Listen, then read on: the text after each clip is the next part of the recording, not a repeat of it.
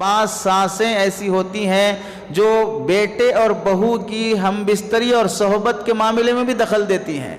اگر وہ غسل کر لے بہو تو تانے دیتے رہیں گے، ہر ہفتے نہاتے رہتے ہو، ہر روز نہاتے رہتے ہو، ہر دوسرے دن نہاتے رہتے ہو۔ یہ بولنے والی ساس کو تھوڑی تمیز اور عقل ہونا چاہیے۔ اگر بہو روزانہ یا ہر دوسرے تیسرے دن نہا رہی ہے، غسل کر رہی ہے، اس میں صرف اس کا دخل ہے یا خود تمہارے بیٹے کا بھی دخل ہے؟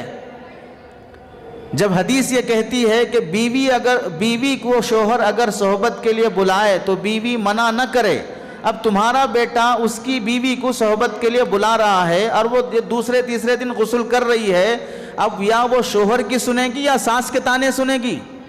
اگر روزانہ غسل کرنا نہانا غلط ہے تو اپنے بیٹے کو کنٹرول کرو نا، اس کو سنبھالو، اس کو سمجھاؤ پہلے کہ کیوں اس طرح کر رہے ہو۔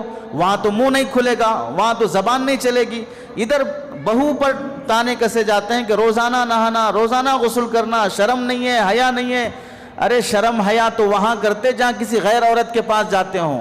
میاں بیوی اپنے یہاں اپنی مرضی سے رات گزارتے ہیں، اس سے ساس سے شرم کریں گے؟ اگر یہی شرم ساس کی ہوتی تو یہ اولاد پیدا نہ ہوتی۔ یہی شرم اگر ساس اپنے زمانے میں کی ہوتی تو پھر یہ اولاد پیدا نہ ہوتی اور یہ شرم کی باتیں بھی پیش نہ آتی۔ یہ دخل اندازی بے جا ہے، ناجائز ہے۔